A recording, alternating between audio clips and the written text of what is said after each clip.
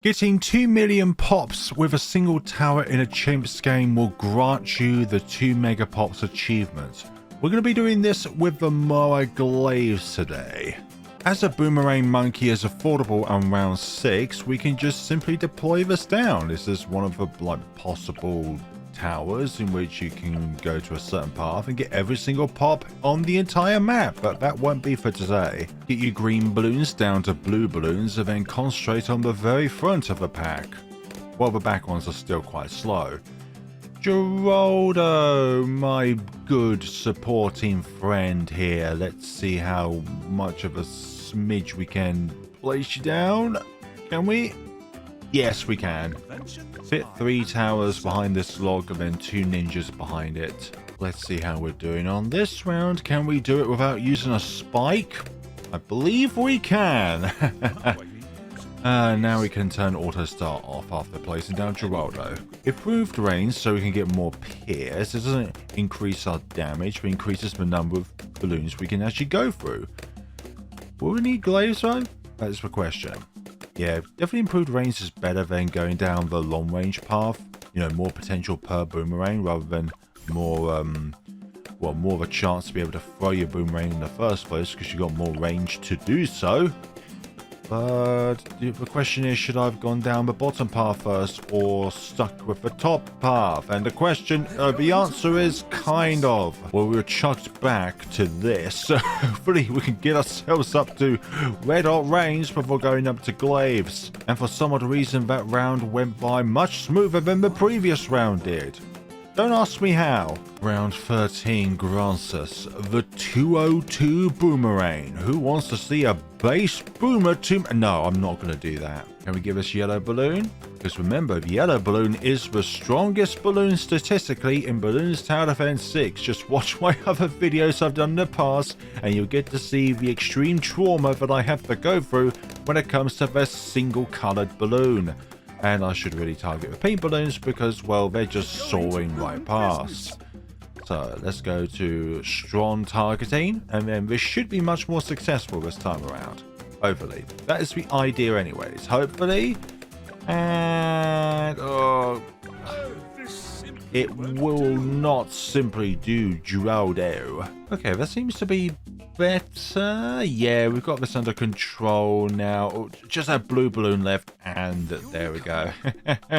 Instead of last and strong, actually. Last so that we can use up all of the pierce and strong because, well, to clear up the remaining pink balloons on the field. If this was an all pops challenge video, number 1, I would go to Glaive Lord, not just stick at M.O.A.R Glaives, because I don't think that would be possible.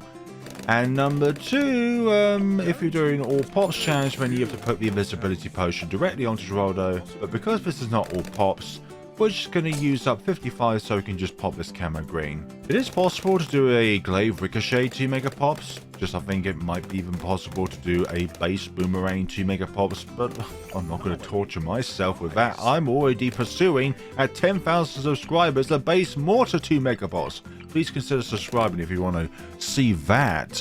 More glaives, and this becomes an absolute beast against ceramics, honestly. If you think that certain attacks are very bad against a horde of balloons, well, this is one of the tier 4s of all time against a huge horde of balloons. Round 33. But we will place down an invisibility potion this time around because I don't want to put down a bunch of nails at the end of the track, especially with other ceramic rounds upcoming. Also, I did put a village down here. Monkey Commerce, we're going to have a 402 and a 042, which is why we went with a Commerce cross path rather than, well, 1420 and 1240. It's kind of like a bit of a waste of money, to be honest, by having the same thing down for both towers. Both Monkey Village. I'm losing my will to speak. No, it's not will to speak, it's the ability to speak. Jungle Drums, go up to primary training because we've still got quite a while left before we need to get radar scanner. Do we get primary mentoring? Or shall we save up for Jerry's Fire? Actually, we will save up for Jerry's Fire. Spend a little bit on round 40 so I can get Jerry's Fire, and that will be sorted for this round. I bought it prematurely because the button appeared. That's what happens when you do stuff prematurely. You lose focus on things. 980. There we go. Just say that 1,000. Will that 1,000 make a difference in the long run? Like, let's say 100?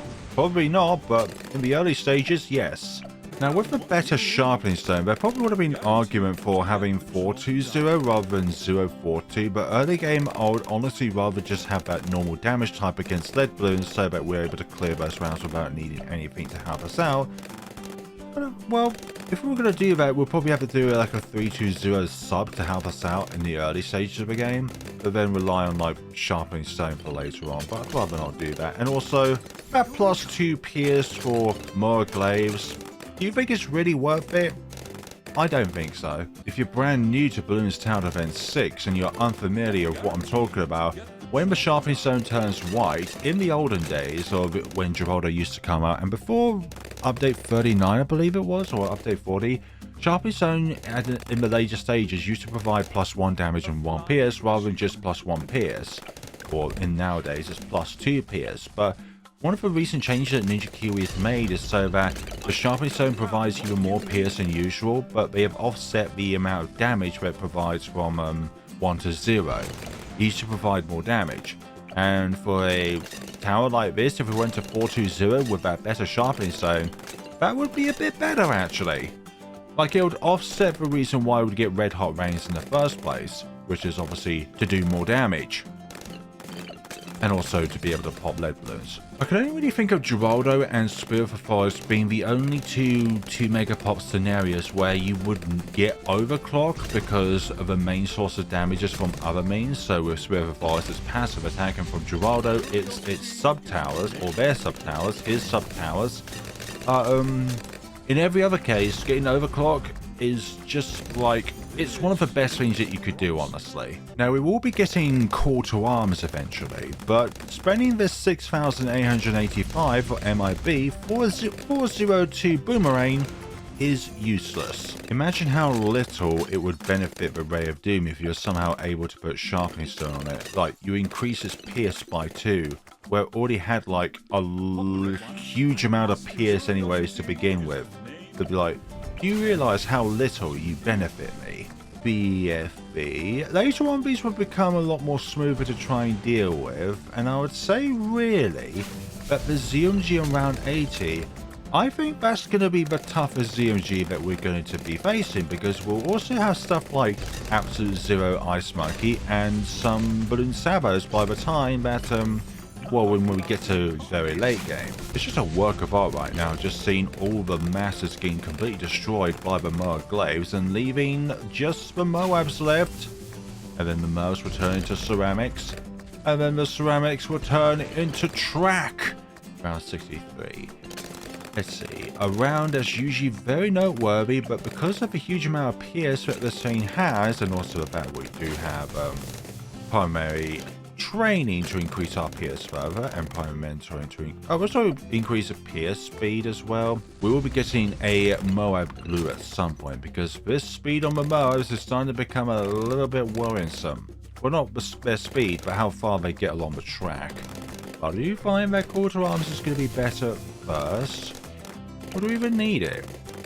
Perhaps we only really need it when the ZMG comes about, so I'm going to put one down now. Oh dear, this is the experience of flare balloons. I change my mind at times, and I can't really... You know what, I'll put it here.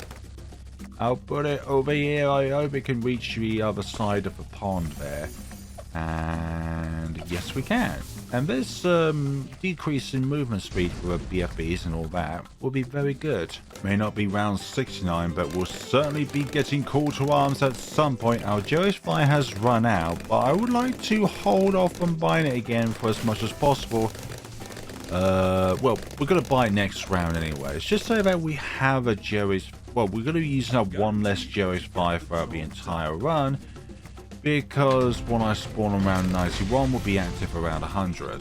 This one lasts from round 71 to 80, next one 81 to 90, and then the final one 91 to 100. Can you believe how many runs are possible, or at least dramatically easier, with Geraldo as your hero for support? Yes, Geraldo is definitely what you call a support class hero, and if he was a main tower, it would be the support class. So what's next for our finances? No, I'm not really too sure on that one, but I think I'm going to go up to an absolute 0 next. But obviously I need you to not pop anything, okay, Ice Tower? And I think that right there, hopefully, will... Oh, for goodness sakes. Pixel perfect, for goodness sakes, it's really annoying. Suffice? Yeah, you'll suffice. I think you'll suffice. By my calculations, you will suffice. Okay, round 75. What's it gonna be for this round?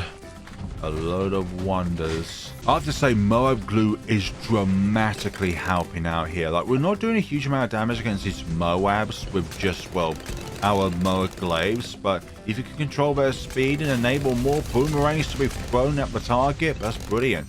Okay, call to arms just...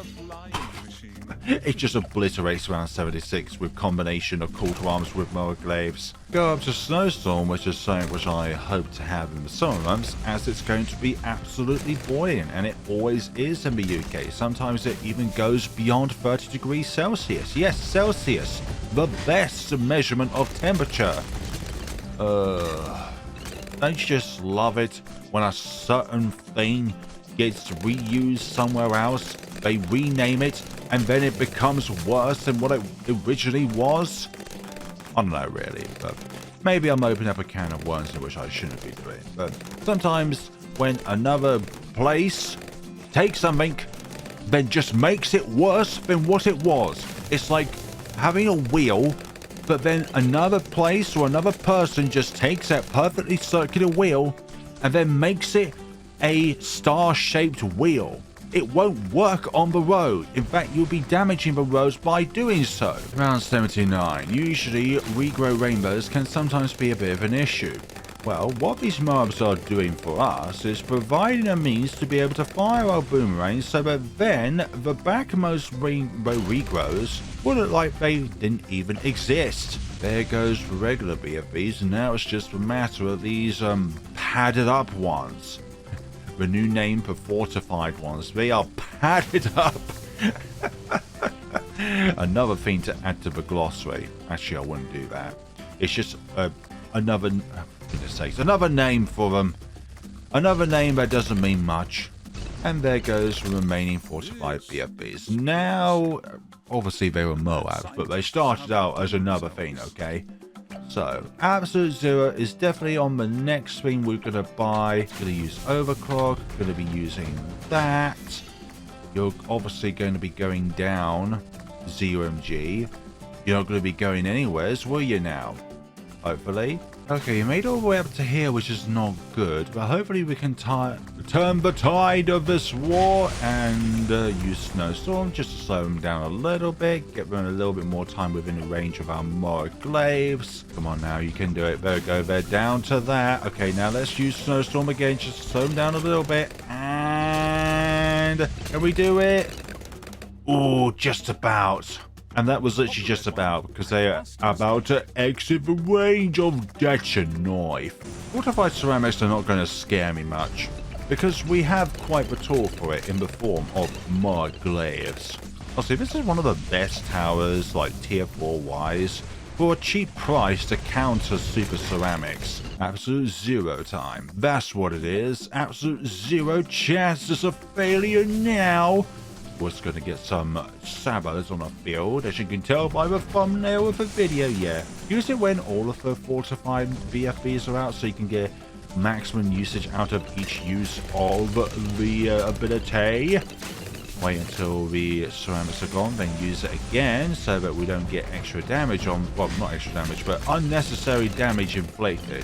There's a thing, there's unavoidable steals, but then again there's that scenario where they are definitely avoidable steals. Right, I want a glue strike now so that we can do more damage with each usage of the ability.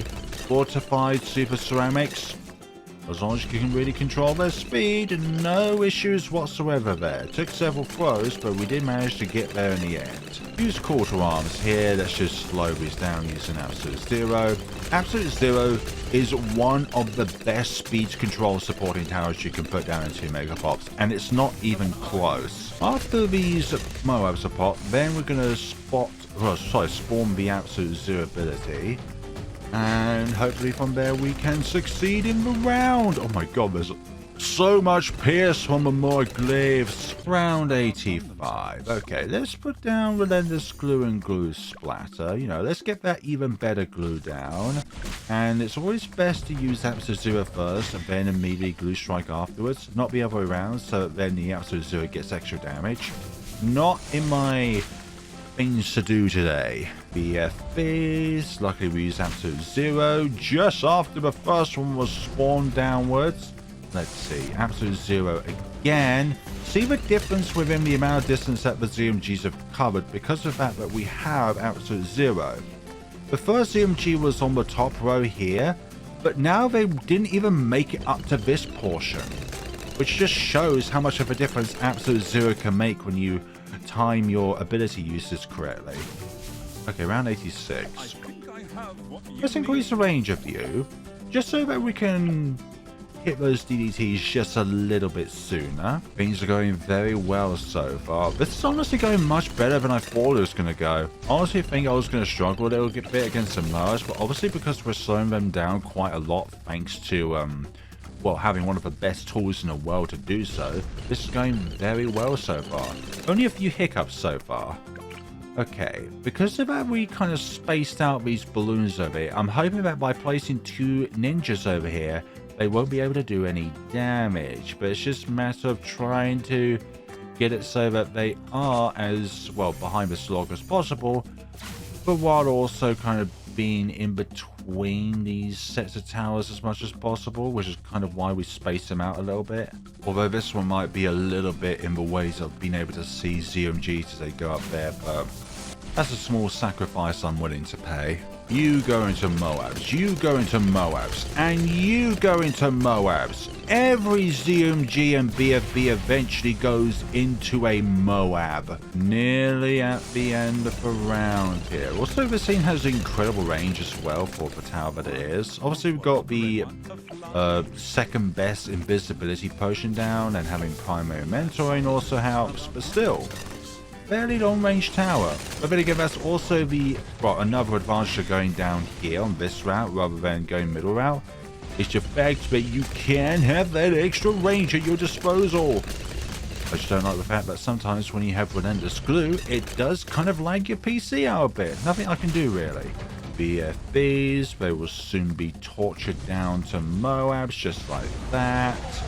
Another Absolute Zero usage. Some of them will not be frozen, but we will not need to use another ability for this round unless Overclock, obviously.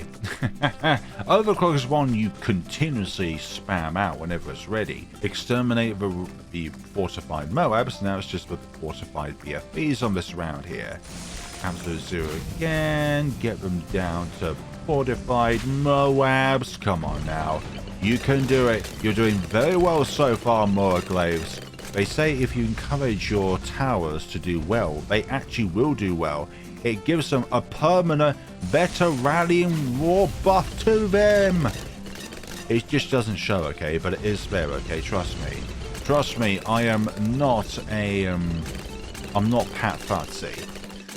Round 90, DDT territory. Let's use the Absolute Zero ability when they are close to the DDTs. And I don't think we're even going to need quarter arms. Nah, don't need quarter arms. Don't need it for the first lot, although our Joe's Fire has run out, which means we will be getting the better one now. Yeah, this is a bad spot for the Ninja Monkey because it has started to do damage, so maybe if I placed it a little bit further to the right, it would have been better, but then it would be more up, and that would mean it would be a bit more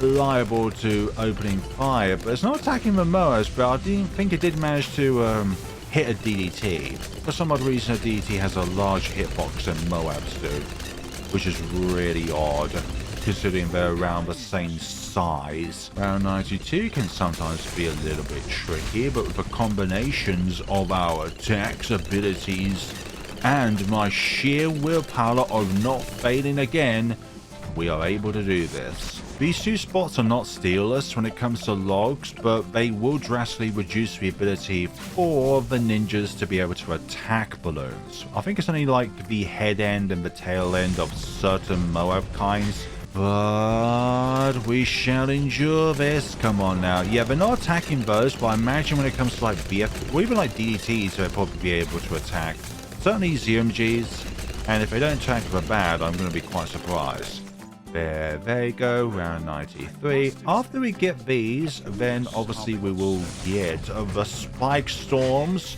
Only the best bad supports when it comes to Team Megapops because of how cheap they are and also how effective they are against M.O.A.R class balloons. Also did those two abilities in the wrong order there, but we're not going to restart because, well, this got a very low amount of steals. I found this out earlier on in the year and I'm incredibly proud for my brother, but I'm going to be turning into an uncle, in August or early September, whenever the baby is due, so Uncle Flare Balloons, don't call me that, by the way. I don't really refer to as an uncle on the internet, just in my real life sort of thing, okay? But I'm super proud of my brother for deciding to do that, and also for my brother's other half as well for going down the difficult decision of choosing to have a child. That is obviously something which is incredibly life-changing. Like, I imagine that there are people in the well, watching the video right now who probably have a child of their own or have children of their own, and I can imagine how difficult it is, but also how happy one can be as a parent when it comes to raising children. So having a child is not for everyone.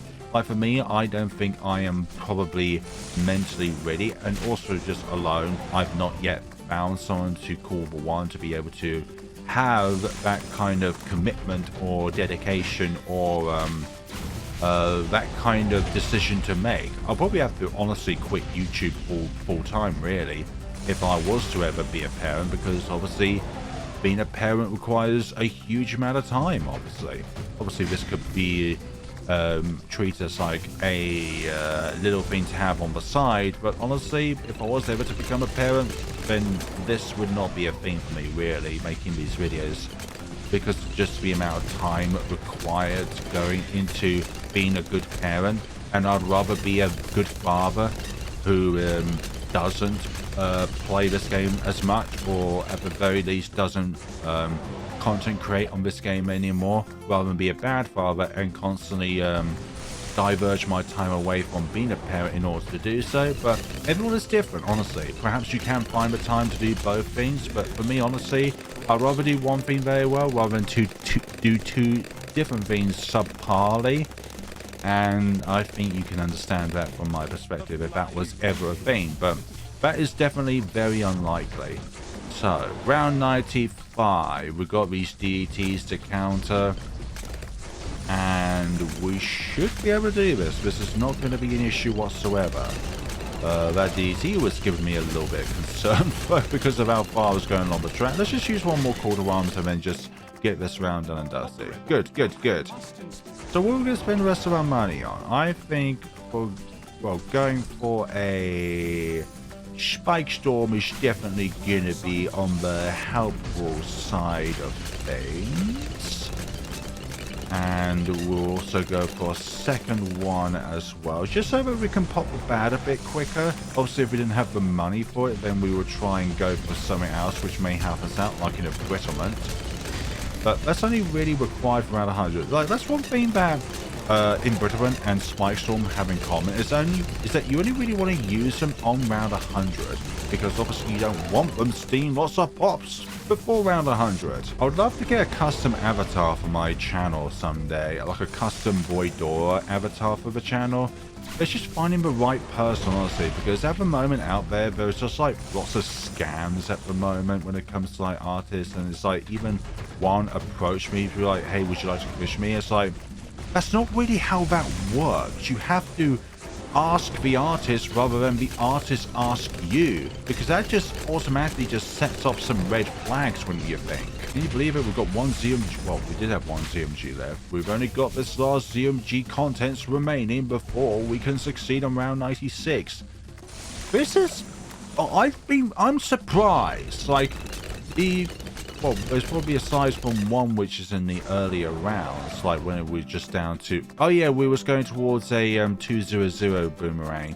But it's like, the only other time where we kind of failed has been of my own volition, and that was I wasn't happy with the fact that I prematurely brought a Jerry's Fire level before he was able to have a Jerry's Fire upgrade at a lesser cost.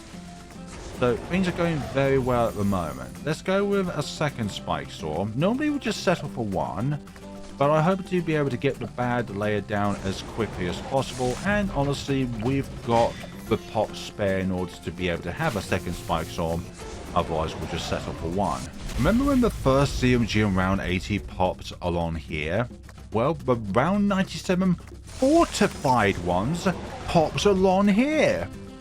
That is why having support towers like these two, and also this one as well, is so pivotal for your success on 2 Megapops. You can't do this without the correct support. I will put down some creepy idols because Geraldo will go up to level 20 on round 98. And just having those two idols. Oh my god, oh my god, oh my god. Oh my god, no! Oh, we activated that a bit too soon. I spoke too soon about the going well factor earlier. Obviously having the invisibility potion back would have been better, so we have more range. Sometimes you just do live life on a shoestring budget. And also that popped even sooner. Yeah, a shoestring budget. Yeah, that makes so much sense. We're incorporating food into our budget. Actually, that is not too far from the truth. There goes the first CMG lot into Moabs. Almost said BFBs, but that's the second lot.